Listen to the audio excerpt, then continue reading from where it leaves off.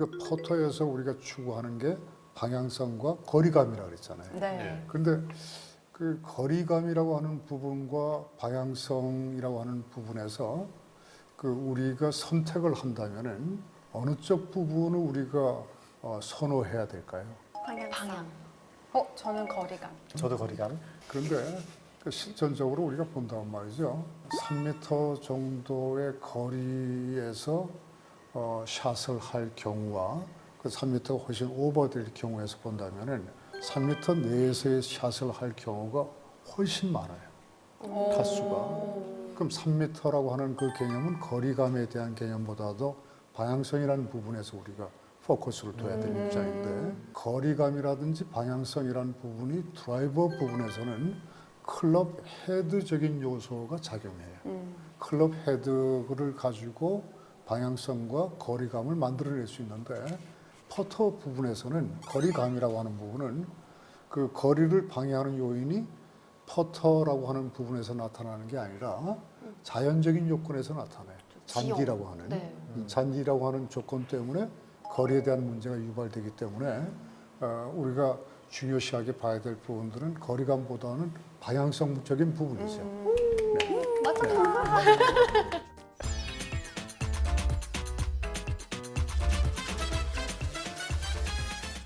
퍼터에서도 물리의 역학이 하나 작용되는 부분이 하나 있죠. 뭐였죠? 관성 관성 모멘트. 모멘트. 그러니까 똑똑해졌으니까. 아니 3주 만에 왜 이렇게 똑똑해졌어? 관성 모멘트가 크면은 그 방향성이 굉장히 뛰어나고 그 방향성이 뛰어나다고 하는 말은 그 우리가 그 관용성이 뛰어나서 우리가 미스샷을 해도 방향을 잘 갈 수 있는 뭐 그런 부분에서 관성 모멘트를 썼죠. 네. 그래서 우리가 설계에 대한 기본 개념이 설계에 대한 기본 개념을 이해한다는 거는 여러분들이 퍼터를 이해하는 데 큰 도움이 되는 거예요. 그러면 퍼터의 모양이 아까 뭐 여러 가지 형태가 있었는데 제일 먼저 우리가 생각할 게 어떤 중심점을 기준으로 무게를 다 주변에다 배치시켰다. 그게 관성 모멘트가 큰 거죠. 네. 이해하시겠죠? 네. 그러니까 그런 부분에서 봤을 때 말렛이라고 하는 부분과 또 그다음에 브레이드 타입하고는 어느 쪽이 관성 모멘트가 커질 수 있겠어요. 말렛이죠, 말렛. 그래서 네. 말렛이 굉장히 더 크게 분포가 넓게 분포돼 있죠. 그렇기 때문에 이게 말렛 타입은 방향성이 훨씬 더 뛰어난 클럽이다. 이렇게 아시고 계신 와, 거죠. 이거 드라이버 배웠던 거랑 비슷하게 네. 가네요. 그 물리의 역학이 어. 똑같은 적용이니까. 네. 그래서 예를 들어서 우리가 볼에서도 이런 게 있어요.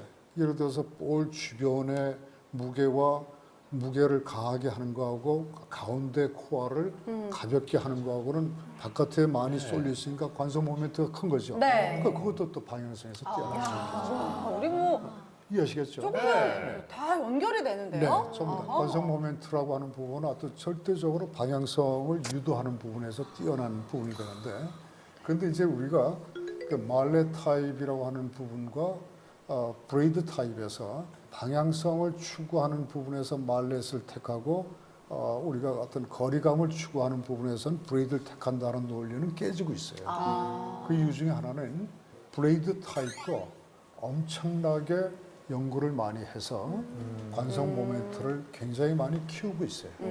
그거는 여러분들 한번 생각해 보면은 반드시 원형체에서만이 관성 모멘트가 커지는 게 아니라 예를 들어서 관성 모멘트를 적용하는 원리 중에서 그 줄을 이렇게 걸어가는 고개사들 있죠. 줄 위를 걸어가는 거죠. 네. 줄 위를 걸어가는 고개사들 보셨죠? 네. 근데 그 고개사들은 자기 중심을 맞추기 위해서 뭘 들고 있죠? 긴 거를 장대. 들고. 긴 장대를 들고 있죠. 긴 장대를 들고 있으니까 이 긴 장대가 보통 긴 게 아니잖아요. 네. 그러니까 길면 길수록 이 중심에서부터 이게 멀어지는 거죠. 네. 멀어지니까 관성 모멘트가 어떻게 커져요. 커지죠. 관성 모멘트가 커지면 이게 흔들림이 있어요, 없어요? 방향이 좋아진다는 말은 뭐죠? 흔들림이 없다는 얘기죠. 그러니까 흔들림이 굉장히 없어서 예를 들어서 내 몸이 비틀어졌을 때 이렇게 안 겹치고 딱 잡아주는구나. 내 몸이 비틀어졌을 때 얼른 그 관성 모멘트가 크니까 비틀어짐이 없는 그 시간을 이용해서 몸에 자기가 밸런스를 맞추는 거죠. 네. 이해하시겠죠? 네네. 그러니까 이게 일자인 형태에서도 일자 형태에서도 관성 모멘트가 굉장히 큰 거죠. 네. 이해하시겠죠? 네네. 그래서 그 퍼터에 대한 설계가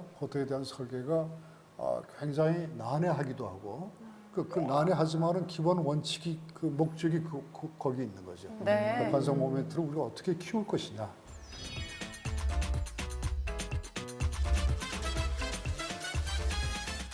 퍼터도 만들어서 쓸 수 있고 피팅을 받을 수 있는 건가요? 어떻게 만들어지는 건가요? 퍼터를 만드는 방법은 이제 그 주물이라고 하는 방법이 있고 또 그다음에 단조라고 하는 방법 두 가지가 있어요.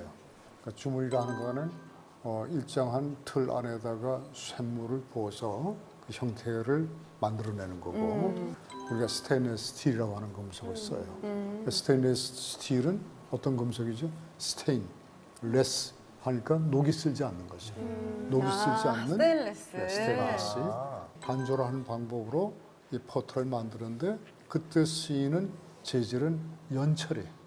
소프트 스틸이에요. 소프트 스틸. 네, 소프트 스틸이에요. 네. 그 소프트 스틸의 특징은 아까 우리가 주물에서는 뭘 썼어요? 스테인리스 스틸이죠. 네. 연철은 녹이 쓰래요. 녹이. 예를 들어서 연철을 가지고 만드는 클럽이 퍼터도 있지만은 또 되게 웨지들도 있죠. 맞아요. 나 웨지 웨지들도. 녹슨 거 많이 네, 봤어. 그래서 타이거 우즈도 그 마찬가지 그 녹이 쓴 그 웨지를 쓰고 있는 거죠. 그럼 녹이 상관없어요? 써가지고. 상관없죠. 나 엄청 놀랐는데. 네. 그래서 상관없는 이제 거예요? 네, 어떤 형태를 만들기 위한 틀이 있어야 되겠죠. 네. 근육이. 그래서 위에 거와 아래 거에다 둔 다음에 가운데다가 금속을 넣고 위아래에다 압착을 시키는 거죠. 압착을. 이렇게 압착을 시키면은 형상이 만들어지는데 그게 형태가 압착 가지고 우리가 원하는 형상이 다 디테일하게 나오지 않죠. 네. 그래서 처음에 나온 게 이거예요. 아 이게 이제 두루뭉술하게 나온 건가요 나온 지금? 두루뭉실하게 오. 나온 거죠. 그런데 이것도 오래 노출이 돼서 어떻게 됐죠? 녹이 녹이 쓸었어요? 녹이 쓸었죠. 그 처음에는 이랬죠. 아. 처음에 이렇게 됐는데 이게 오래 되니까 녹이 쓴 거죠. 네. 이해하시겠죠? 네. 이렇게 돼서 이렇게 만든 다음에 이걸 가지고 CNC라고 하는 선반을 통해 가지고 하나하나 깎아내는 거죠. 아. 그럼 이렇게 돼요? 네, 깎아내서 이제 이런 형상이 만들어진 거죠. 날렵해지는구나, 네, 점점. 이렇게 다이어트를 이 제대로 부분을- 했네요. 이 부분을 여기다 우리가 고정시키고 그 다음에 이거다가 CNC 선반을 이렇게 깎아내는 거죠. 그럼 이 페이스는 없어져요? 이것도 이제 깎아내요? 결국은 이제 다 깎아지면 이제 이렇게 되겠죠. 오, 이거다. 아, 페이스까지 만들었네요. 페이스까지 이렇게 되는 거죠. 예쁘네. 이렇게 되는 거예요. 사실 이렇게, 이렇게 됐다가 녹이 쓰는 거지만 이렇게 이렇게 이렇게. 되는 아. 한걸 탈퇴했네요. 연철의 어려운 점은 녹이 쓰는 거죠. 네. 그래서 이렇게 만들어진 거를 그냥 제품으로 출하하는 게 아니라 어떻게 하죠? 또 코팅? 도금을 해요. 그쵸. 도금을. 도금. 그래서 도금을 금칠 퍼터가 많구나. 네, 도금을. 그래서 그 수제 퍼터가 다 네. 금칠이 들어가요. 도금을 하는 거죠.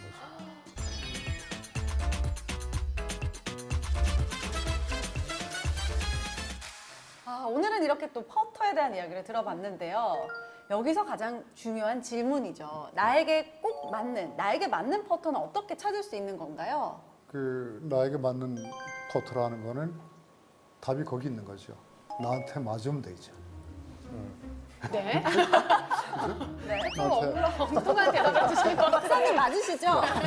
공감하신 것 같아요. 농담이에요. 네. 나 시즌 처음이잖아. 네. 여기에 나한테 맞는다고 하는 거는 우선 본인의 스윙을 했을 때 스트로크에서 굉장히 편안한 감을 유발해야 되고 그 편안한 걸 유발하려고 한다면은 우리가 어떤 임팩이 되는 순간에 예를 들어서 이 라이각이 이 부분에 대한 각도가 무슨 각이죠? 라이각이죠. 네. 이 부분이 라이각이 되겠죠. 네. 이 라이각이 본인하고 맞아야 되지 않겠어요? 네. 그죠? 그 각을 봐야 되는 거. 네. 그 각이 이게 잡았는데 이 부분을 잡았더니 이게 앞이 이렇게 들리더라. 그런 분도 있지 않겠어요? 맞아, 있어요. 그래서 클럽마다 그 부분들이 다 틀리기 때문에 본인의 라이각을 맞춰야 되겠죠. 아, 박사님 그럼 기준점이 어드레스가 아니고 임팩트 때. 네. 아, 그것도 동일하다. 이것도 그런데- 와, 진짜 그런데 다들 진화를 했다. 잠깐만. 두 번째, 우선 이 클럽마다 다 무게감이 다 틀려요. 네. 그래서 본인이 다루기가 적합한 무게의 클럽을 골라야 돼요. 두 번째로. 들어보고. 들어보고. 클럽. 그다음에 세 번째 우리가 해야 될 건 클럽의 길이가 되겠죠. 그러니까 클럽의 길이에 따라서 내 자세가 다 틀려질 수 있겠죠. 네. 그래서 클럽의 길이, 그다음에 라이각, 그다음에 무게. 그다음에 또 중요한 부분 중에 하나는 볼링한테 적합한 그립이 장착이 돼 있는지 하는 걸 우리가 검토해 볼 필요가 있죠.